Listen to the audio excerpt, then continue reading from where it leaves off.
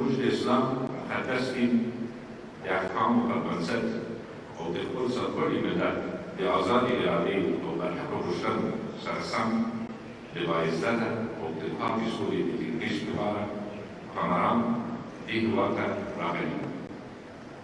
موږ په هېواد کې د څلوېښت کلنې ملي بهیرونو د درېدو او سرتاسري سولې د ټینګښت په موخه د طالبانو له تحریک سره صادقانه مذاکراتو په هدف له پاک نیت سره راغلي یو.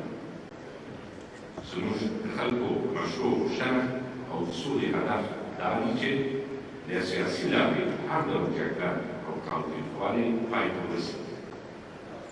زموږ خلک پر اساسي قانون ولاړ نظام او د ثبات ټینګښت غواړي، ځکه چې د نظام د نشتوالي له امله یې سخت مصیبت تجربه کړی دی. روانې جګړه د جنګ له لارې ګټونکې نه ده، اما د ملت د ارادې سره سمه سیاسي حل لاره هېڅ بایلونکی نه دی. موږ غواړو یعنې د افغانستان اسلامي جمهوریت او د طالبانو تحریک د خدای تعالی پر وړاندې مسؤلیت لرو څو خپل ګران هېواد د دې حتمي تباهۍ او نسل وژنې ته وژغورو. اوس چې د ملي اجماع تر څنګ سیمه او نړۍ د سولې د تامین څخه حمایت کوي، موږ نه باید دا تاریخي فرصت له لاسه ورکړو.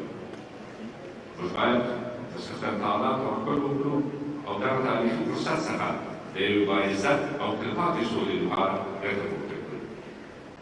موږ په دې هم پوهېږو چې باعزته او تلپاتې سوله هغه وخت راتلی شي چې زموږ د لوی ملت اراده پکې تمثیل شي او د یو بل نظرونو ته پکې احترام وشي. موږ دواړه وروڼې باید په ټول صداقت د خپل ملت ازادې ارادې ته درناوی وکړو او ورته غاړه کېږدو. زموږ ملت د تاریخ په اوږدو کې دا ثابته کړې ده چې ازاده اراده لري او په کاملې پوهې ټینګ ایمان او عزم پرېکړې کوي. د سولې عزت او پایښت د ملت د ارادې څخه راځي او موږ باید ثابته کړو چې له دغه اصل سره ژمن یو. درنو حاضرینو او د طالبانو د تحریک محترمو استازو، د افغانستان اسلامي جمهوریت د سولې لپاره تعهد د خپل دیني او تاریخي مسؤلیت ګڼي.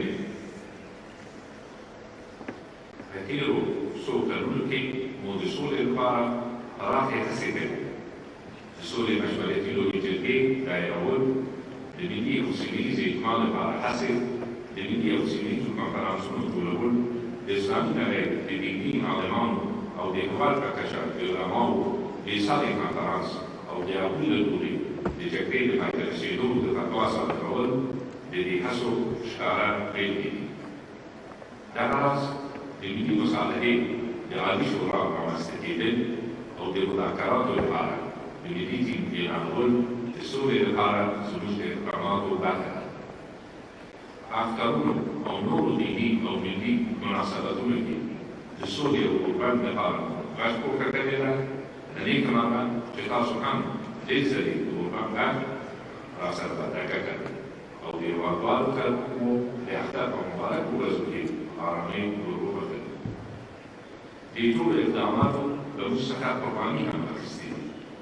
د سولې په لاره کې موږ یو ملي ستر جهادي مشر استاد برهان الدین رباني شهید شو.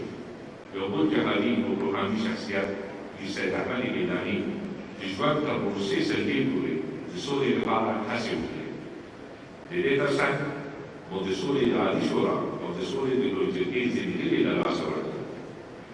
کله چې د امریکا او طالبانو ترمنځ د سولې اوږدنۍ لاسلیک شو، خلکو سره د سولې د راتلو هیلې پیدا شوې.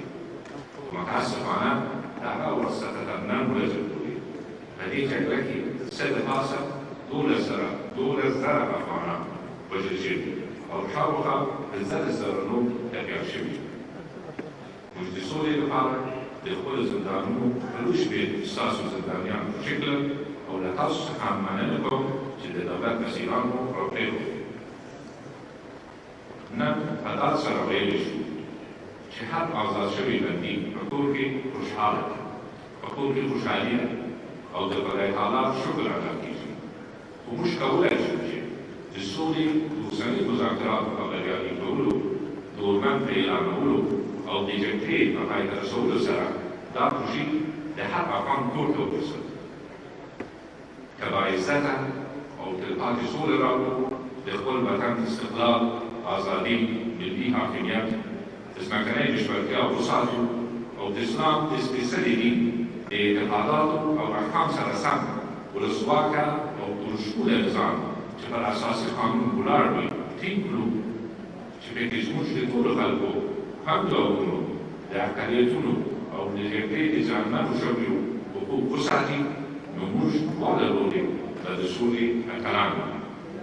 باور لرو که موږ ټول په صداقت او رښتینولۍ یو بل سره د ورورولۍ لاس ورکړو، د هم اوسنۍ خوب شوي ټغر به ټول او بیا هېواد ته به تلپاتې سوله راوړو.